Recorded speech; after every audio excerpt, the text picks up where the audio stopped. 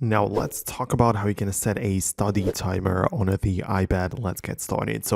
Naturally, you can at first begin by using the built-in clock app where you can just set up a regular normal timer where you just choose the amount of minutes and like hours, seconds, the exact time to be elapsed and started. It's going to count down, and after the time is up, of course, the sound's going to play. It's a basic timer, but it is built into the iPad.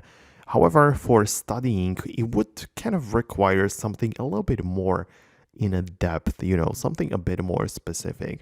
And what I've noticed that a lot of people use is what's called a Pomodoro technique, right? Or like this type of timer, which you can customize and, of course, just adjust exactly as you wish. But there are plenty of different apps on the App Store which get the job done for you. So using this technique, you basically just study or work for 25 minutes and then you get a break for 5 minutes.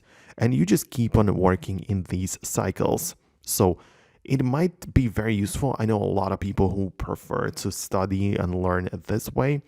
And if you want to, there are a few of the apps available on the App Store, so you can check those out if you wish, right? So I believe that you can also adjust the exact period. It doesn't necessarily have to be the 25 minutes, right? So you can adjust it on your own, but this app is going to make it a bit easier.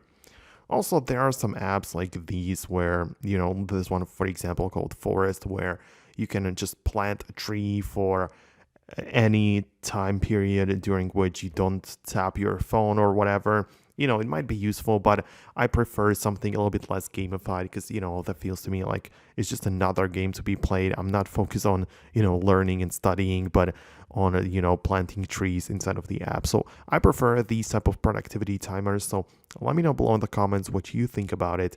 If you can imagine using it or if you have tried that before, go ahead and share your experience below in the comments. But for now, that's it. Thanks a lot for watching, and I'll see you in the future tutorials.